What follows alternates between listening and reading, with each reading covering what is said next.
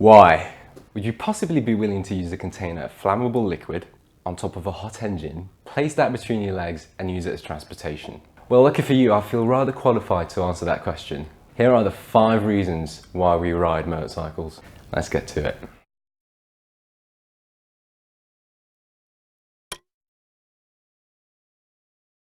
Now, I have no shame in saying I actually used to be a car guy. Bikes were simply not on my radar. The initial experience essentially changed me to the point of wondering why didn't I start sooner? And that's the same story to so many riders out there. But why? Right, let's do this properly. I want to classify the reasons into 2. The logical reasons and the emotional reasons. Let's start with the logical reasons. These are the ones you'd usually use with your loved ones or parents to try and prime them so they still love you after getting a bike.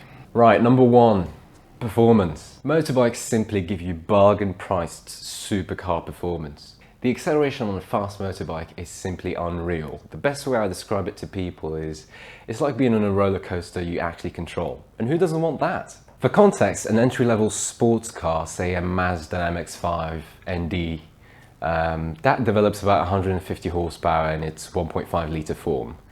That is lugging about 1,080 kilos if you're daft enough to go for the automatic version. Seriously, why would you do that? Now that gives you a power to weight ratio of about 0.12 and a 0 to 60 in 8.3 seconds, which we'll use as a proxy of acceleration and thrill. A new entry-level sports bike, on the other hand, say a Honda CBR 650R, and I'm really not into the seriously quick stuff here yet, that's 94 horsepower already for about 210 kilos only. 0 to 60 in about 4 seconds, power to weight ratio of 0.44. Now what that essentially means is that for every kilo, there's more power output available to it. And that's what makes all the difference in terms of acceleration and also for handling, braking, everything else. Not to mention for the rev junkies out there, and I certainly am one, an average sports bike revs between 11,000 and 16,000 RPM, while the average sports car or even supercar, they usually top out at about 9,500 RPM. And that is a huge difference before you start needing to change cam profiles and all that nonsense and give reliability a big hit, because essentially the pistons are much bigger so they have more inertia and mass. Now at the top of the food chain are things like the Kawasaki H2, which in its very tame street legal form has a top speed of about 200 miles an hour.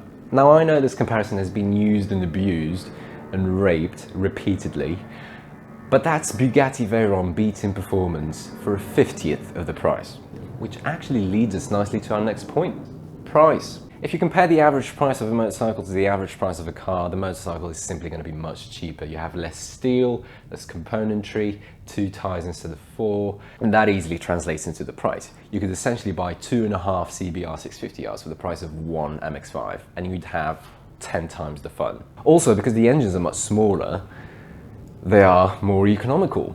Now here's something you like. According to Fuelie, the average Suzuki Hayabusa has, if not the same, better fuel economy than the average Honda Civic. Now I just said that a Busa is kinder to polar bears than a Civic.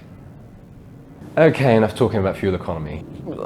You've also got things like servicing and maintenance, which is much cheaper on a bike than it is on a car. You have 2 spark plugs instead of 4, you have 2 tyres instead of 4, and also because things are more exposed, they're easier to work on, labour hours are cheaper for garages, and also insurance tends to be cheaper because there's less things to go wrong when an accident happens, and that tends to be reflected on insurance premiums.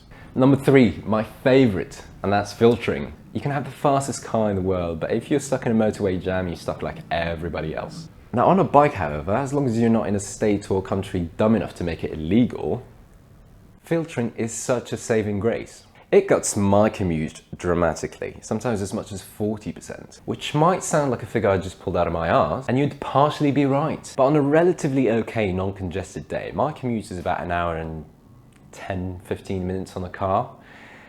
With a healthy dose of throttle and on a bike, that can easily go down into the 40 to 45 minutes. That's about 35% better, and the beauty of it is it's very consistent. I have a minor accident on the way and the motorway jamming up, and my car commute goes up to 1.5 hours, while on the bike that adds 5 or 10 more minutes. Now that spread has massively increased. Now time is the most valuable luxury in the world. Saving that 20 or 30 minutes every day means more time at home procrastinating, and that's priceless. Number 4, people, women, love it. Not that this should matter at all, and honestly, if you're getting into motorcycles purely for that, just get a Vespa and leave us alone. No, seriously, they might not want to admit it because nobody wants to sound shallow, but it gets juices flowing. No, seriously, at the very least, bikes are a very good way to pique people's interests. It's an easy conversation starter. A car is best to actually date them. The opposite is totally true. Men are really impressed seeing women drive. Men are really impressed seeing other women ride. It's unconventional, it's unique. Number 5, versatility. A bike is one of those things that are a passion, a hobby, but are also useful in daily life. Case in point, I commute in my bikes every day. It's my only mode of transportation, and that teaches you a lot over the years. But there's no shame in having a bike as a weekend toy.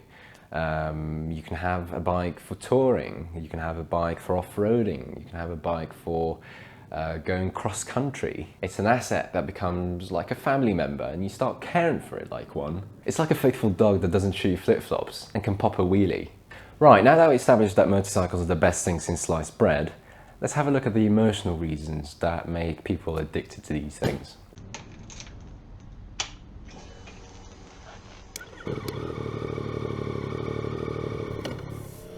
Motorbikes mean many things to different people. It's that first gear thud and the jolt it gives you in the back.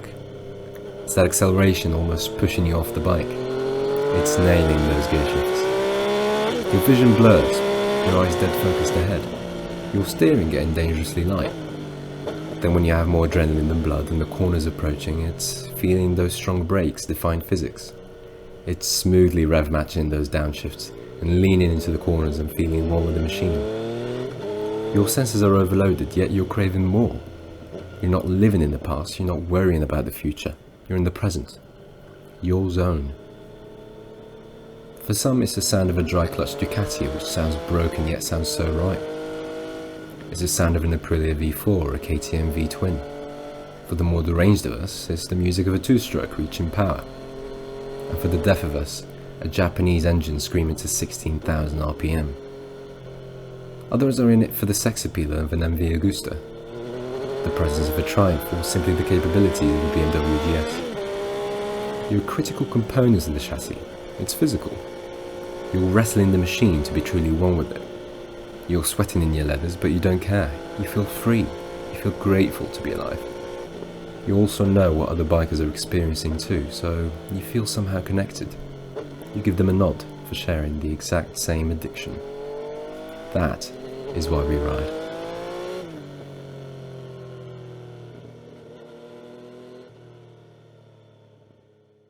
Right, if you're one of us and have a friend or a family member who just doesn't get motorcycles, or they're like, ooh, they look all the same to me, before you punch them, show them this video, and then punch them.